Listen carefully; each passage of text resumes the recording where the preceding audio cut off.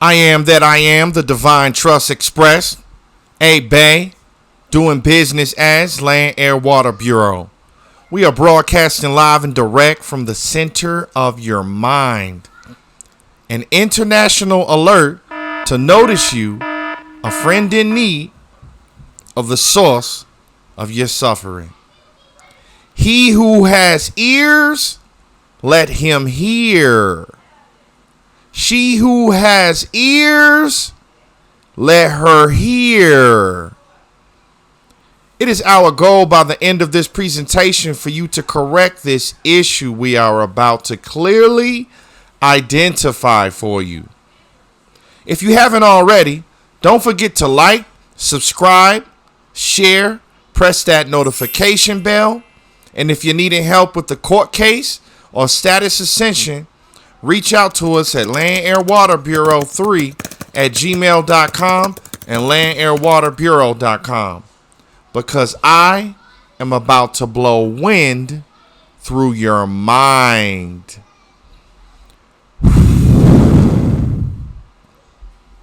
So we told you chapter 1, you're dead at sea. They say wherever the spirit goes, the mind follows. Where the mind goes, the body will follow. Where y'all at out there? We thought y'all would be more of you. Moors? Then it dawned on us. Maybe they actually enjoy being dead. Or maybe they don't believe that they're dead.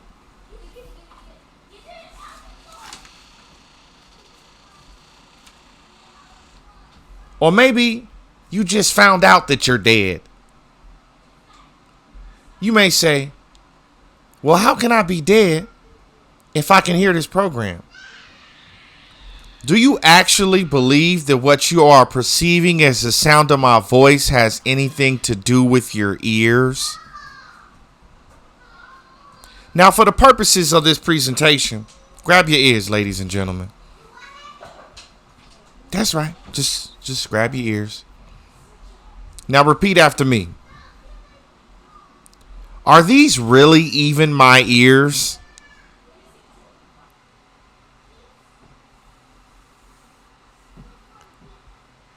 How many of you out there heard what I just said? Repeat in your mind.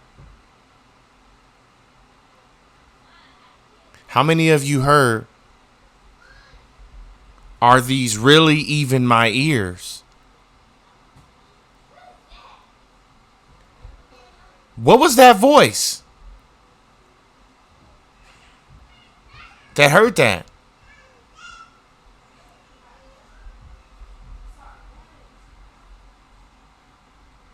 So, someone's alive in there. There's a conflict with how that is interpreted at law at this very moment.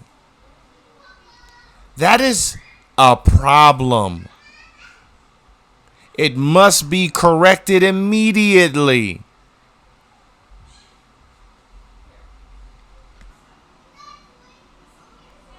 We are about to prove to you that if you're dead at law, you can't own property at all. Not even the body whose soul I'm speaking to is living in. Yes, I said even your own body. He who has ears, let him hear. She who has ears, let her hear. Were you aware, brothers and sisters, that according to 73rd Congress, first session of the Senate, document number 43, contracts payable in gold, that when we go down into this section, it states, and I quote, the ultimate ownership of all property is in the state. Individual so-called ownership is only by virtue of government, i.e., law, amounting to mere user, and use must be in accordance with law and subordinate to the necessities of the state. That's the ultimate ownership. The state owns everything. It's state property if it's not in the private. If it's in the public, it belongs to the state. So we're going to take a look at the dead man's rule. How many of you out there heard of the dead man's rule or the dead man statutes? Were you aware that you can't communicate with dead people? No. Dead people can't testify. You can't talk to them. They're dead. Turns out the same thing is true in law. So we're going to look at Texas rules of evidence, and this is the same across the board. I'm using Texas because I was just studying this or researching this for a client's case that we're working on.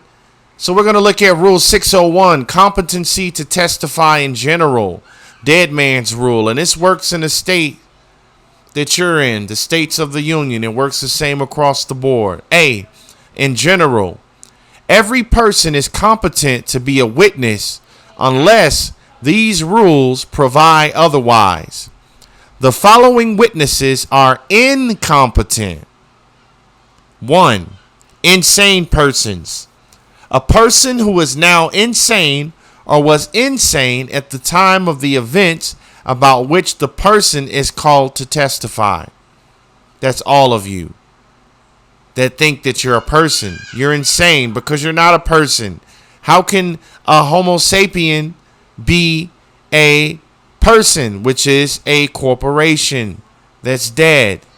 Moving right along. 2.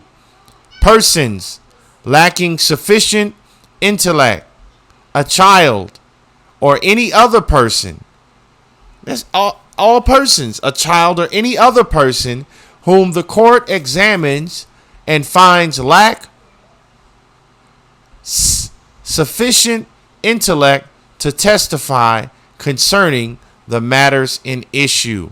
If you are a minor, you are a child, so-called minorities, you're saying that you are incompetent. You're saying that you lack sufficient intellect to testify, so you're dead. B, the dead man's rule. Applicability.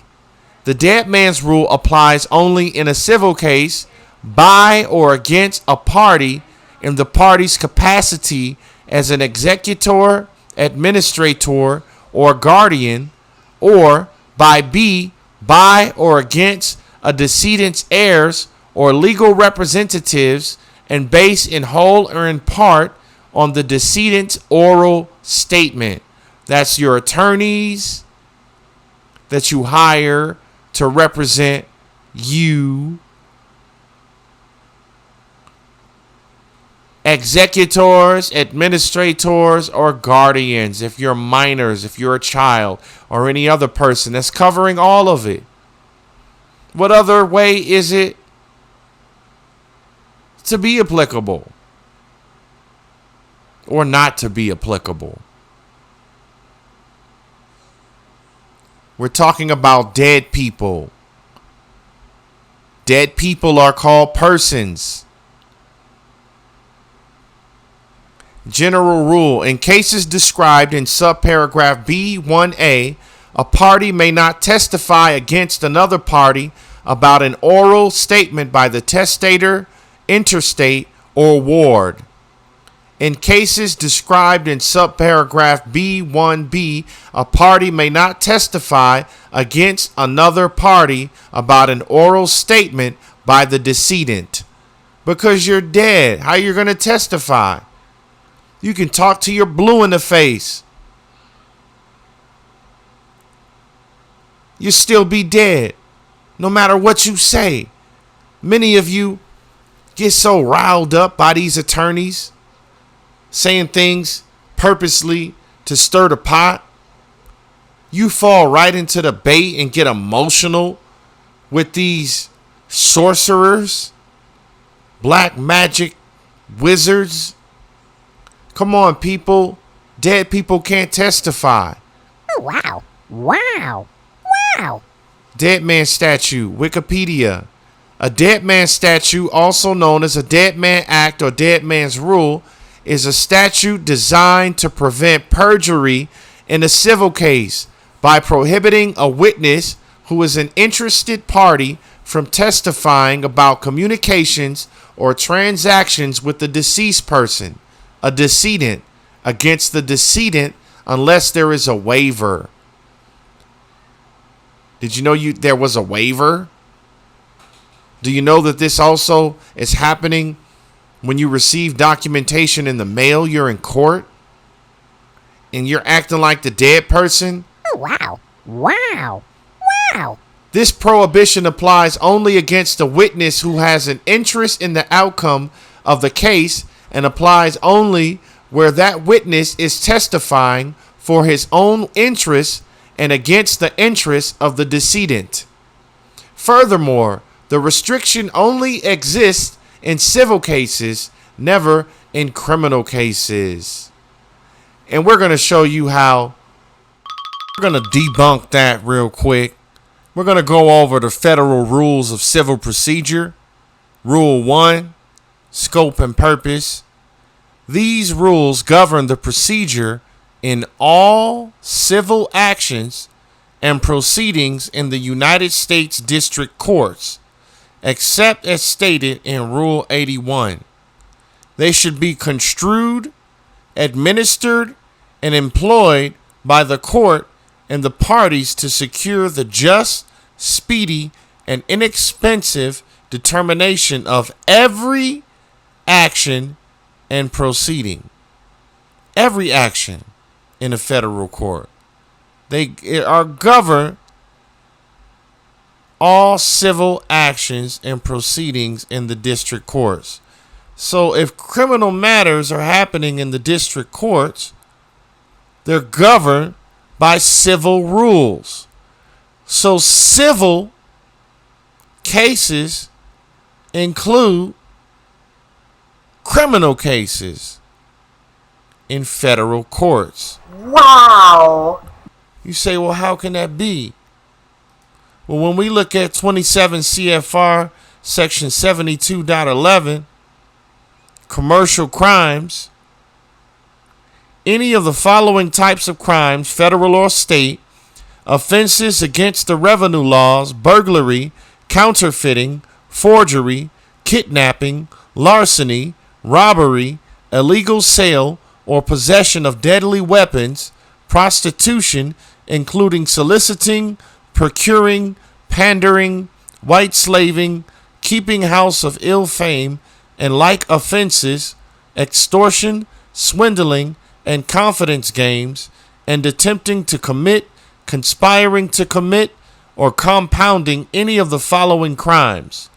Addiction to narcotic drugs and use of marijuana will be treated as if such were commercial crimes. Crimes are commercial. And when we go down to person, an individual, trust, estate, partnership, association, company, or a corporation is a person.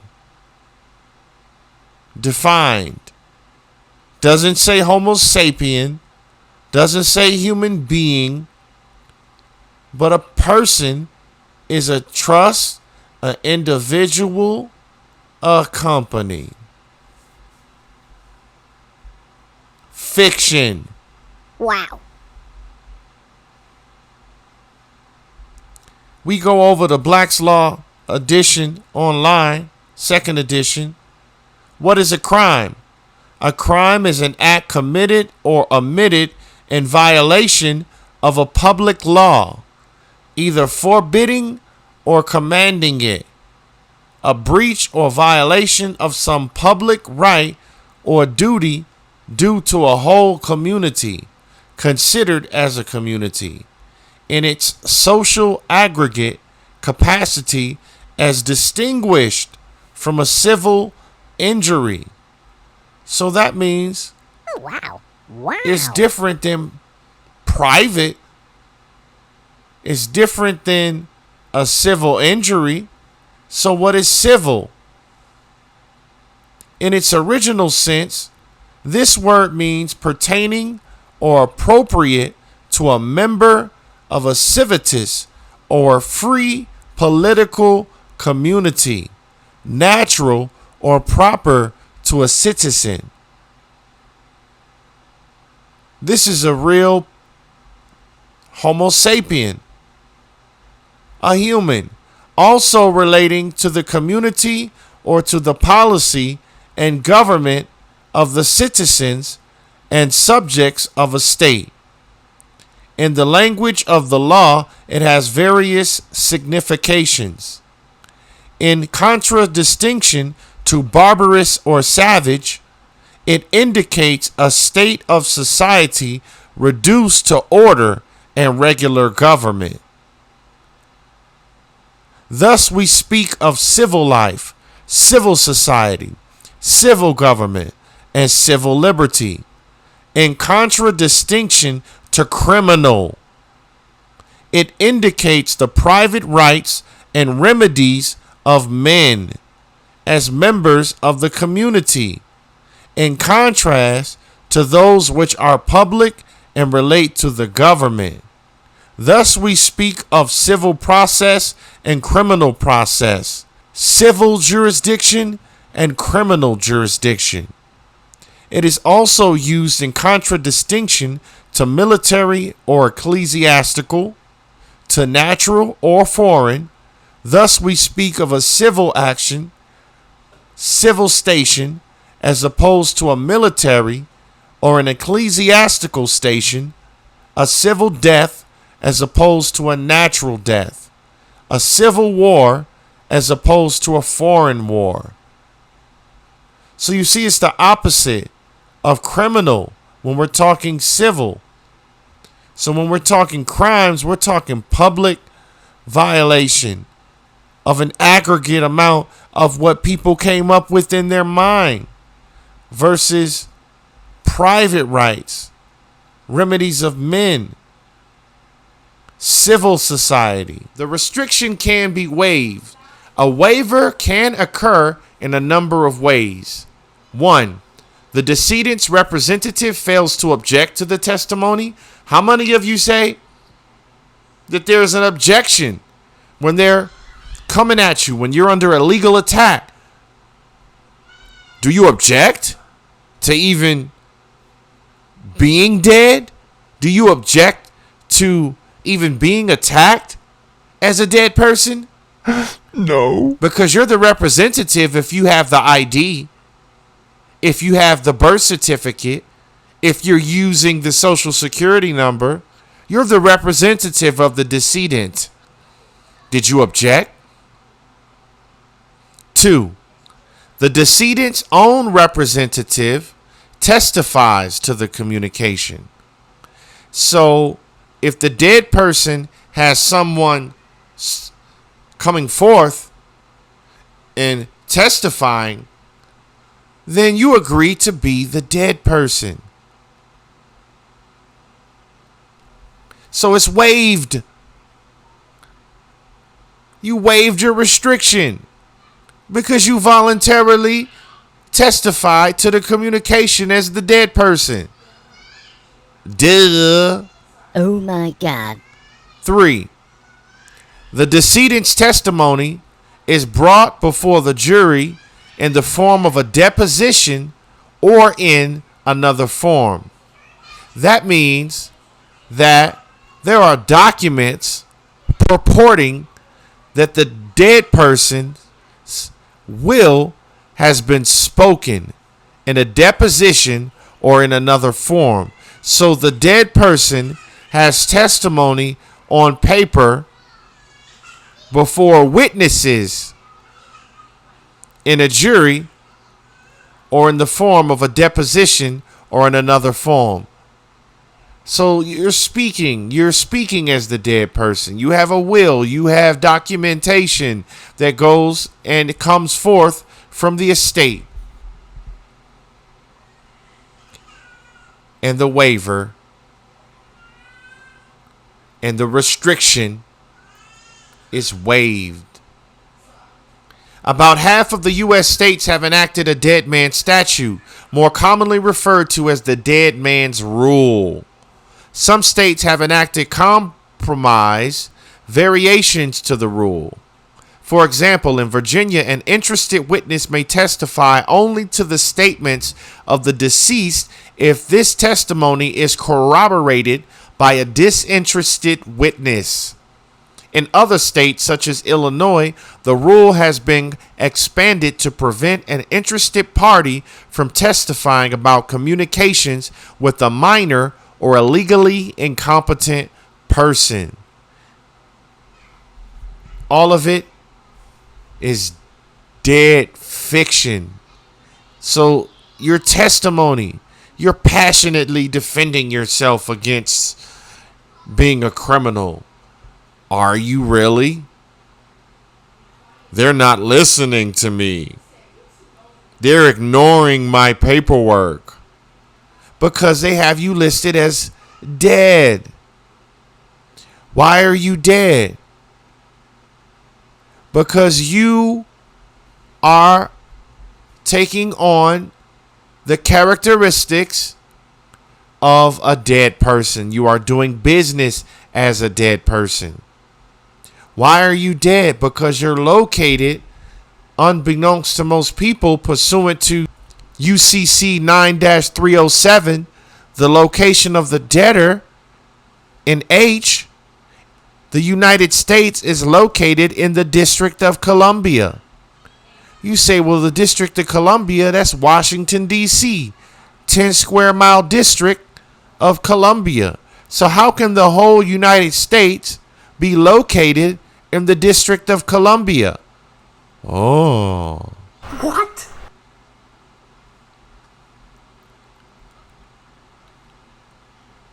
Because chances are, brothers and sisters, you are not aware of the fact that pursuant to the Organic Act of 1871, okay, the Organic Act of 1871,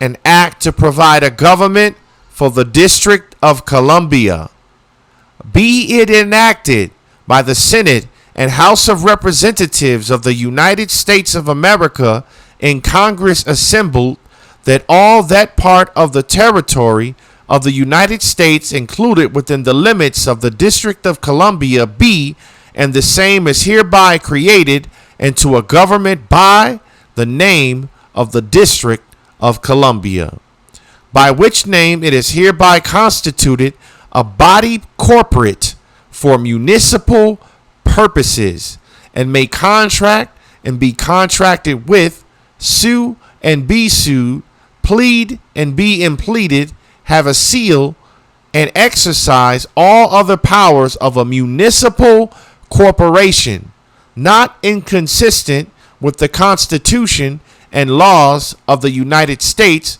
and the provisions of this act. Let's not be confused on what it is. It says here clearly that the United States is a municipal corporation located inside of the District of Columbia.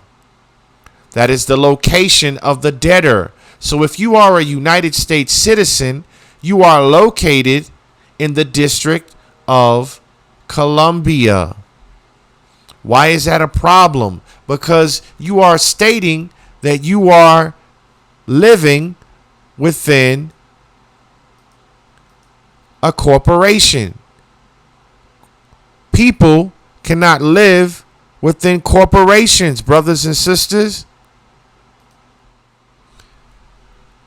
So when we look at 28 USC section 3002 definitions, 15A, United States means a federal corporation.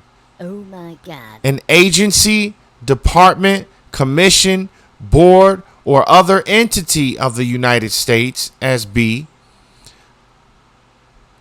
So when we go over to 28 USC section 3002 definitions, go down to 15, United States means A, a federal corporation, B, an agency, department, commission, board, or other entity of the United States, or C, an instrumentality of the United States.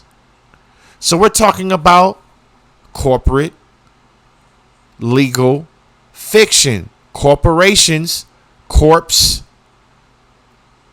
oration, action, dead persons in action.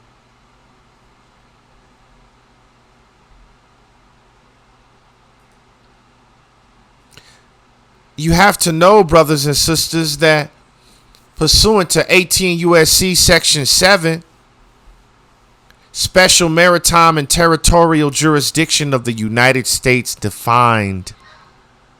The term special maritime and territorial jurisdiction of the United States, as used in this title, includes the high seas and any other waters within the admiralty and maritime jurisdiction of the United States and out of the jurisdiction of any particular state, and any vessel belonging in whole or in part to the United States or any citizen thereof, or to any corporation created by or under the laws of the United States or any state, territory, district, or possession thereof, when such vessel is within the admiralty and maritime jurisdiction of the United States and out of the jurisdiction of any particular state. 2. Any vessel registered, licensed, or enrolled under the laws of the United States and being on a voyage upon the waters of any of the Great Lakes or any other waters connecting them, or upon the St. Lawrence River, where the same constitutes the international boundary line. So you say vessel, yes. The vehicle or entity, ens ligas, that you're operating is a vessel of the United States. So let's go over to 18 USC Section 9, vessel of the United States defined. The term vessel of the United States, as used in this title, means a vessel belonging in whole or in part to the United States or any citizen thereof, or any corporation created by or under the laws of the United States, or any state, territory, district, or possession thereof. Was anything left out? Is there anything else doing business inside of the United States? Your trade name, your fictitious name, your doing business as, your assumed business name is a vessel of the United States as defined, as we speak currently, until you elect to convey the property to a domiciled, landlocked estate, effectively conveying heirship and inheritance as a beneficiary of the law of the land. If you're a United States citizen, look how much debt you have on you. You're a debtor. That's a problem. The national debt, 22 trillion, 566 billion, 339 million. Hey, this is moving too fast for me to even say it. Let's go over here. Debt per citizen. That's men, women, and children. 68,439 for every one of you on your back right now. No matter how much you work, no matter how hard you try, it's there. The numbers are turning as the sun comes up at dawn and sets in the evening at dusk. These numbers are being hypothecated quicker than you can count. Debt per taxpayer, $183,250. That is those that are working, those that are contributing to the national debt. Oh my God. Don't take my word for it. Someone may say, well, how can we be bankrupt? We're the number one country in the world. We're the number one nation in the world. All of your days you've been bankrupt. Your most ballinest moment. No matter what you think you own. No matter what you think your family owns. No matter what ideals you have in regards to wealth. It's debt. It all happened under a bankruptcy. Your entire life you've been in bankruptcy as a debtor. Don't take my word for it. Let's go right over to James Traficant bankruptcy speech, March 17th, 1993. Let's go. California. Mr. Speaker, for purposes of debate only, I yield 5 minutes to the gentleman from Ohio, Mr. Traficant. The gentleman from Ohio is recognized for 5 minutes without objection. We are here now in Chapter 11. Members of Congress are official trustees presiding over the greatest reorganization of any bankrupt entity in world history. Woo! Woo! Largest bankrupt entity in world history. They are presiding in the public over a bankruptcy, the world's largest bankruptcy in world history. Where is there any confusion on that, brothers and sisters? Do you know what that means? Do you know how many things that affects in your life? Do you know how that correlates to how you identify yourself when doing business inside of a bankruptcy? Let's resume. The U.S. government. We are setting forth, hopefully, a blueprint for our future. Ashley, let me take it back. Coroner's report. Members of Congress are official trustees presiding over the greatest reorganization of any bankrupt entity in world history, the U.S. government. We are setting forth, hopefully, a blueprint for our future. There are some that say it's a coroner's report that will lead to our demise. I'm going to support the rule. I'm not sure yet if I will support this budget. I want to hear an awful lot more, not being a member of the committee, and I'm not going to vote for things I don't understand or don't like. But let there be no mistake.